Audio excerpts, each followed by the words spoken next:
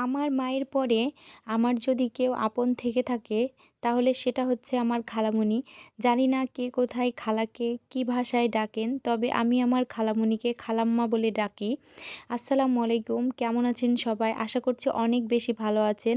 Welcome back to my page Mona and Rayat blog. আবারও একটি নতুন ভিডিও নিয়ে চলে এসেছি আপনাদের মাঝে। আশা করছি পুরো ভিডিওটির সঙ্গেই থাকবেন আর 2 মিনিট দেখার পর আপনাদের মূল্যবান মতামতটি জানিয়ে দেবেন। আমার জন্মের পর থেকেই ছেলেবেলাটা সম্পূর্ণ কাটিয়েছি আমার নানি নানার বাসায়। আর এজন্য আমার নানি, আমার খালাম্মা আমাকে অনেক বেশি ভালোবাসতো। আর এখন বিয়ের পরেও সে আমাকে ঠিক নিজের মেয়ের মতো করে ভালোবাসে। আর আমাকে যতটুকু ভালোবাসে তার মেয়ে জামাইকেও খুবই বেশি ভালোবাসে, নিজের ছেলের মতো স্নেহ করে। জীবনে অনেক ভাগ্য করে এমন একটা নানি খালা পেয়েছি, এজন্য আমি নিজেকে অনেক ভাগ্যবান মনে করি। হঠাৎ করেই চলে গিয়েছিলাম খালাম্মার বাসায়, যদিও বাড়ি ফেরার কথা ছিল, তারপরেও তার সঙ্গে দেখা না করে আর আসতে পারিনি। আর এই তো চলে যাবার পর জামাইয়ের জন্য এত এত আয়োজন, দেশি মুরগি, গরুর মাংস, পোলাও, তারপরে হচ্ছে বিভিন্ন ধরনের আরও পিঠা করেছিল।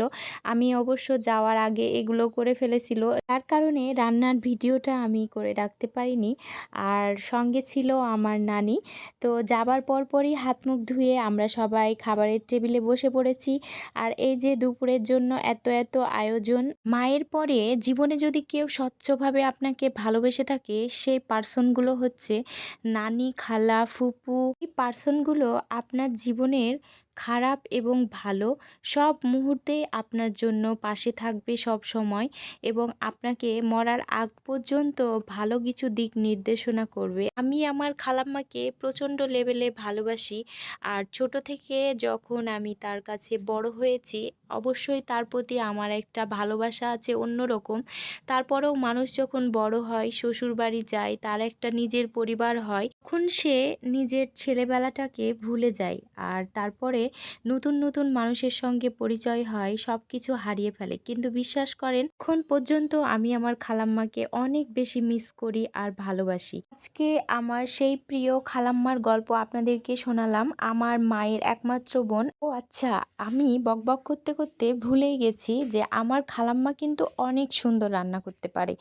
আর সে এত বেশি ভালো রান্না করতে পারে যে পোলাওটা করেছিল, গাজর, মটরশুঁটি, কিশমিশ, কাজু বাদাম, বাদাম দিয়ে পোলাওটা ছিল অসাধারণ টেস্টি। আর সঙ্গে ছিল গরু মাংস আর গিলা কলিজা দিয়ে বুটের ডাউল আর সালাদ আর দেশি মুরগি পাতলা ঝোল। আসলে খাবারগুলো এত টেস্টি ছিল, খেতে খেতে তো আমি অনেক বেশি খেয়ে ফেলেছিলাম, পরে আমার সমস্যা হচ্ছিল আর খেতে পারছিলাম না। আজকের ভিডিওটি আপনাদের কাছে কেমন লেগেছে অবশ্যই কমেন্টস করে জানাবেন। আর হ্যাঁ, দেখা হবে আবার কোনো নতুন নেক্সট ভিডিওতে। সে পর্যন্ত সবাই ভালো থাকবেন। আল্লাহ হাফেজ।